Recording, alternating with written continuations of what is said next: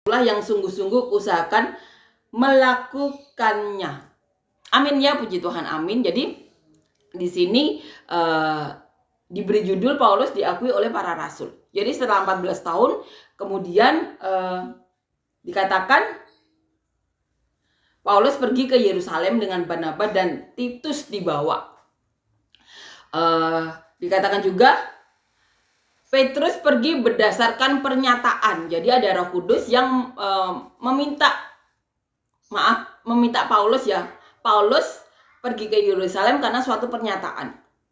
Jadi Roh Kudus sudah memerintahkan Paulus untuk ke Yerusalem. Agar apa dikatakan di sini? Agar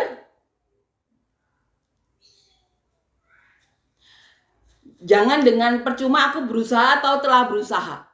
Jadi untuk pergi ke Yerusalem pun Paulus itu mendengar pernyataan Tuhan karena agar tidak sia-sia atau supaya jangan dengan percuma aku berusaha atau telah berusaha.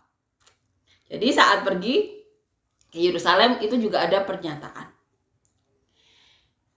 Paulus diakui oleh para rasul dan di situ mereka berjabat tangan ya. Jadi Paulus pergi ke orang-orang yang tidak bersunat atau belum bersunat dan rasul lain pergi ke orang-orang yang sudah bersunat. Itu mereka berjabat tangan ya. Jadi mereka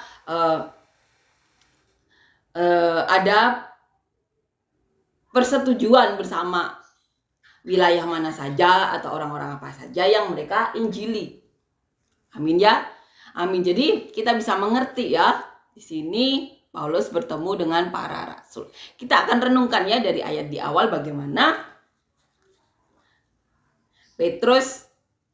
Paulus bertemu dengan para rasul. Dikatakan di ayat 2, aku pergi berdasarkan suatu pernyataan dan kepada mereka aku bentangkan Injil yang kuberitakan antara bangsa-bangsa bukan Yahudi. Dalam percakapan itu tersendiri kepada mereka yang terpandang supaya jangan dengan percuma aku berusaha atau telah berusaha. Jadi Paulus memberitakan Injil apa saja yang telah diberitakan Paulus kepada orang-orang bukan Yahudi tersebut. Tetapi kendati pun Titus, orang yang bersama-sama dengan aku adalah seorang Yunani, namun ia tidak dipaksa untuk menyunatkan dirinya.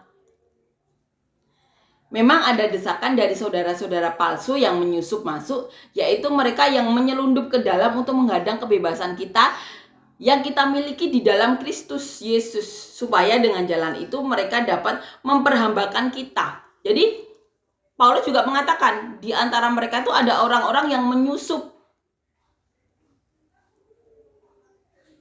Dikatakan di sini menyelundup ke dalam untuk menghadang kebebasan mereka, agar para rasul ini dapat diperhambakan oleh mereka.